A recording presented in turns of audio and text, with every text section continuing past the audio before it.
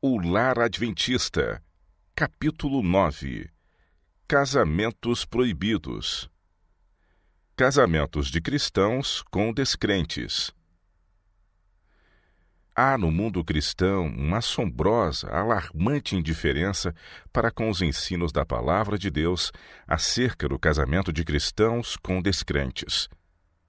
Muitos que professam amar e temer a Deus preferem seguir a inclinação de seu próprio espírito, em vez de tomarem conselho com a sabedoria infinita. Em uma questão que interessa vitalmente à felicidade e bem-estar de ambas as partes, para este mundo e o porvir, a razão, o juízo e o temor de Deus são postos de parte, permitindo-se que domine o cego impulso, a obstinada determinação. Homens e mulheres de outro modo sensatos e conscienciosos fecham os ouvidos aos conselhos, são surdos aos apelos e rogos de amigos e parentes e dos servos de Deus. A expressão de um aviso ou advertência é considerada impertinente intromissão, e o amigo que é fiel bastante para pronunciar uma admoestação é tratado como inimigo. Tudo isto é como Satanás deseja. Ele tece seu encanto em volta da alma, e esta se torna enfeitiçada, apaixonada. A razão deixa cair as rédeas do domínio próprio sobre o pescoço da concupiscência. A paixão não santificada toma o domínio até que, demasiado tarde, a vítima desperta de uma vida de miséria e escravidão. Não é este um quadro traçado pela imaginação, mas apresentação de fatos. Deus não dá sua sanção a uniões que ele proibiu expressamente. São positivos os mandamentos de Deus. O Senhor ordenou ao Israel antigo que não deveria haver casamentos com pessoas de nações idólatras ao seu redor.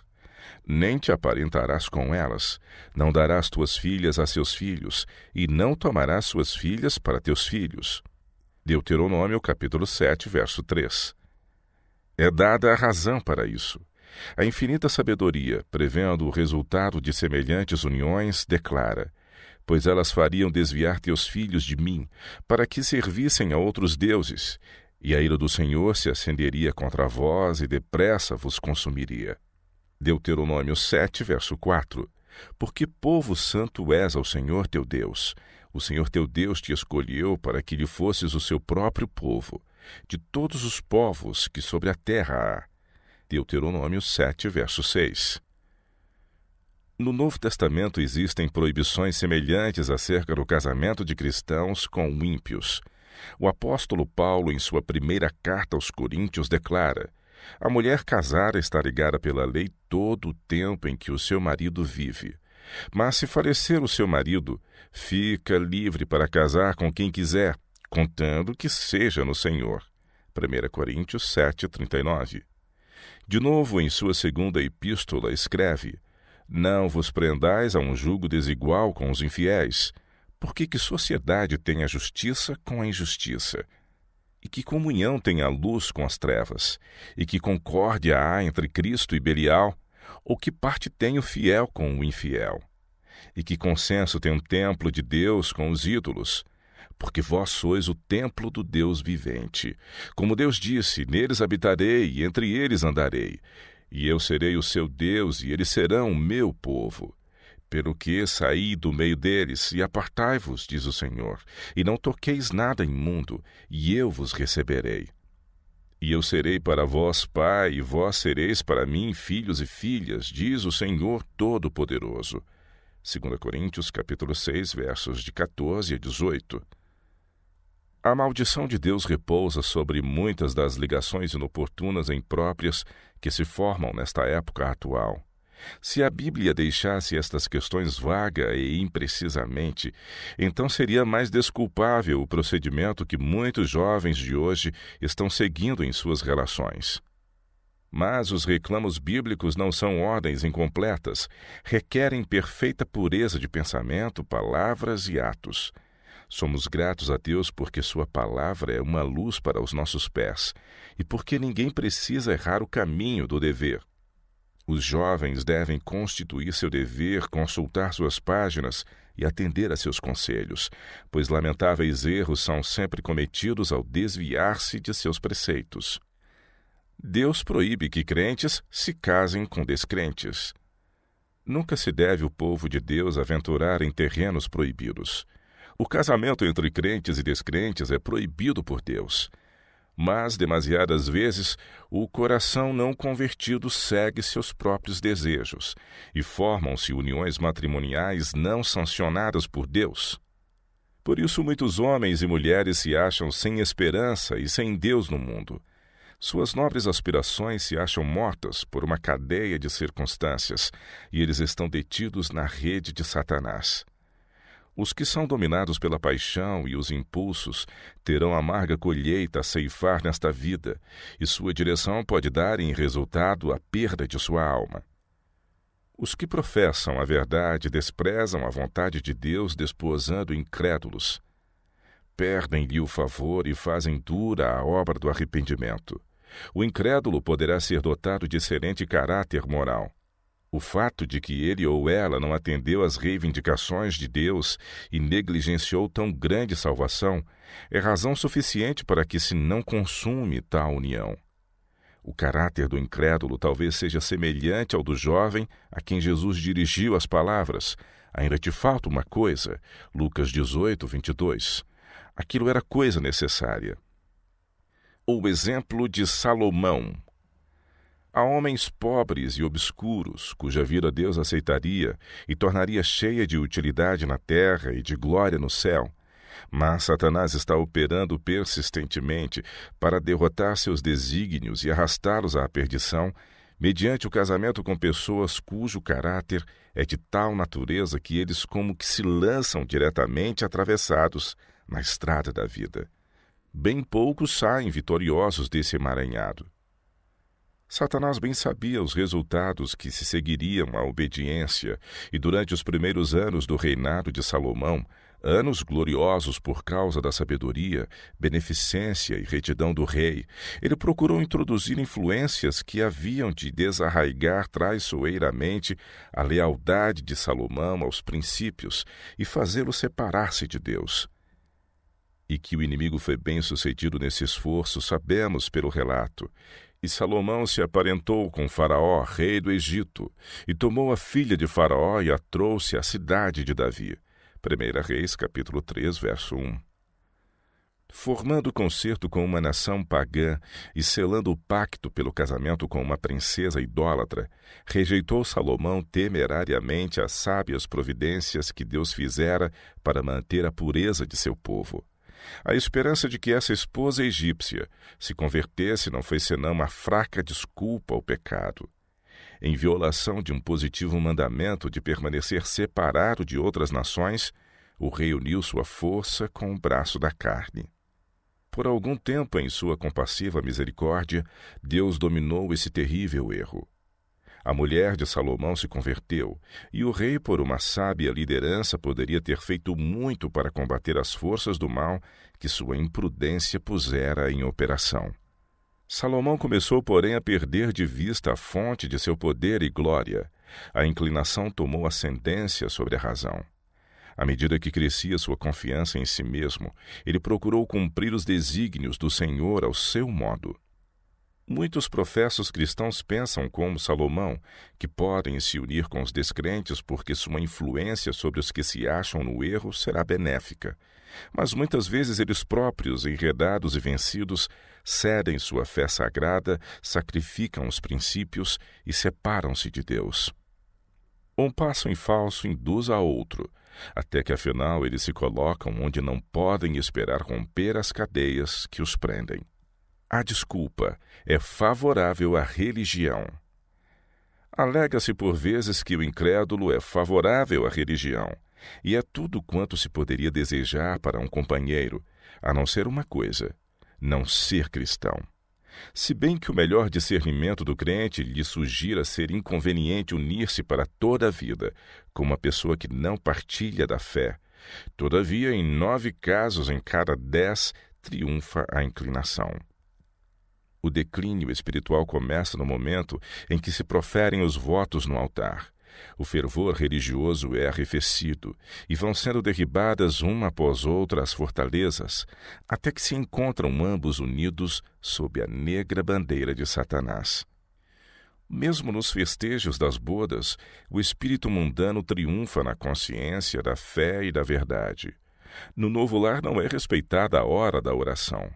A noiva e o noivo preferiram-se um ao outro e despediram a Jesus. A mudança no crente. A princípio, talvez o incrédulo não manifeste oposição. Quando, porém, é apresentado à sua atenção o assunto da verdade bíblica para que o considere, ergue-se imediatamente o sentimento: você casou comigo sabendo que eu era o que sou, não quero ser incomodado. Daqui em diante fica entendido que são proibidas as conversas sobre seus peculiares pontos de vista. Caso o crente manifeste qualquer zelo especial com relação à sua fé, pareceria descortês para com aquele que não toma nenhum interesse na vida cristã. O crente raciocina que nas novas relações tem de conceder alguma coisa ao companheiro de sua escolha. São patrocinados entretenimentos sociais mundanos, a princípio com grande relutância de sentimentos por parte do crente ao fazer isto, mas depois o interesse na verdade vai se tornando cada vez menor, e a fé se transforma em dúvida e incredulidade. Ninguém haveria suspeitado que aquele outrora firme e consciencioso crente e consagrado seguidor de Cristo pudesse se tornar um dia duvidoso, vacilante, como agora é. Oh, a mudança operada por aquele casamento imprudente! Coisa perigosa é formar uma aliança mundana. Bem sabe Satanás que o momento que testemunha um enlace de muitos rapazes e moças põe um ponto final em sua história religiosa, em sua utilidade nesse sentido. Acham-se perdidos para Cristo. Poderão por algum tempo fazer um esforço para viver a vida cristã. Todos esses esforços, no entanto, são feitos contra a decidida corrente em sentido contrário. Outrora era para eles um privilégio e prazer falar acerca de sua fé e esperança. Chegam, porém, a relutar para mencionar tal assunto, sabendo que aquele com quem uniram o destino não tem nenhum interesse no mesmo. Em consequência, perece no coração a fé na preciosa verdade e Satanás tece perigosamente em torno deles uma rede de dúvida. Arriscar o céu. Andarão dois juntos se não estiverem de acordo? Amós, capítulo 3, verso 3. Também vos digo que se dois de vós concordarem na terra acerca de qualquer coisa que pedirem, isso lhe será feito por meu Pai que está nos céus. Mateus 18, 19. Quão estranho, porém, o que se nos depara. Enquanto um daqueles que se acham tão estreitamente unidos está empenhado em devoção, o outro vive indiferente e descuidoso, ao passo que um busca o caminho da vida eterna, o outro segue a estrada larga que conduz à morte. Centenas de pessoas têm sacrificado a Cristo e ao céu em consequência de haverem desposado um não convertido. Acaso pode ser que o amor e o companheirismo com Cristo seja de tão pouco valor para eles que preferiram a companhia de pobres mortais? É o céu tão pouco estimado que estejam dispostos a arriscar sua vida por alguém que não sente amor algum para com o precioso Salvador? Unir este ao incrédulo é colocar este no terreno de Satanás. Ofendes o Espírito de Deus e perdes sua proteção. Pode sujeitar-se a tão terríveis desvantagens na peleja da batalha pela vida eterna? Pergunta-te a ti mesma: não desviará um marido descrente os meus pensamentos de Jesus? Ele é amante dos prazeres mais do que amante de Deus. Não me levará a apreciar as coisas de que gosta? O caminho para a vida eterna é íngreme e áspero. Não tomes sobre ti fardos além dos necessários, que retardam o teu progresso. Um lar sem sombras. O coração anela o amor humano, mas esse amor não é bastante forte ou bastante puro ou precioso bastante para suprir o lugar do amor de Jesus. Unicamente em seu Salvador pode a esposa encontrar sabedoria, força e graça para enfrentar os cuidados, responsabilidades e tristezas da vida. deve constituí-lo sua força e guia. Que a mulher se entregue a Cristo antes de se entregar a qualquer amigo terreno, e não assuma qualquer relação que entre em atrito com isso. Os que encontram a verdadeira felicidade precisam da bênção dos céus sobre tudo que possuem e fazem. É a desobediência a Deus que enche de miséria a tantos corações e lares. Minha irmã, a menos que desejes ter um lar de onde nunca se levantem as sombras, não te unas com um homem que é inimigo de Deus. O raciocínio do cristão. Que deve fazer todo crente quando levado a essa posição difícil para a solidez dos princípios religiosos? Com firmeza digna de imitação, ele deve dizer francamente: sou um cristão consciencioso. Creio que o 7º dia da semana é o sábado bíblico. Nossa fé e princípios são tão diversos que levam a direções opostas. Não nos é possível ser felizes juntos, pois se prossigo em adquirir mais perfeito conhecimento da vontade de Deus, me tornarei mais e mais diferente do mundo, e mais me assemelharei a Cristo. Se você continua a não ver nenhuma beleza em Jesus, nenhuma atração na verdade, amará um mundo que eu não posso amar, ao passo que eu me deleitarei nas coisas de Deus, a que você não pode ter amor. As coisas espirituais discernem-se espiritualmente. Sem discernimento espiritual, você será incapaz de ver os direitos que Deus tem sobre mim, ou de avaliar minhas obrigações para com o Mestre a quem sirvo. Então você achará que o negligencio por causa de meus deveres religiosos. Não se sentirá feliz, terá ciúmes da afeição que consagro a Deus, e me sentirei só em minha crença religiosa. Quando se mudarem seus pontos de vista, quando seu coração atender aos reclamos de Deus e aprender a amar a meu Salvador, então poderemos reatar nossas relações. O crente faz então por Cristo um sacrifício que sua consciência aprovará, e que mostra que ele estima a vida eterna demasiado alto para correr o risco de perdê-la. Sente que melhor lhe é permanecer solteiro do que ligar seus interesses por toda a vida com uma pessoa que prefere o mundo a Jesus e que o buscaria levar para longe da cruz de Cristo. Um casamento bem fundamentado. Só em Cristo é que se pode com segurança entrar para o casamento. O amor humano deve fazer derivar do amor divino os seus laços mais íntimos. Só onde Cristo reina é que pode haver afeição profunda, verdadeira e altruísta.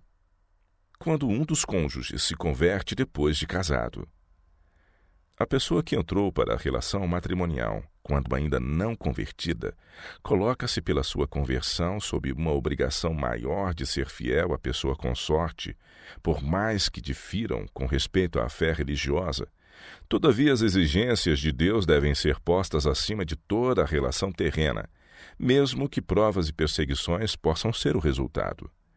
Com espírito de amor e mansidão, esta fidelidade pode ter influência no sentido de ganhar o descrente.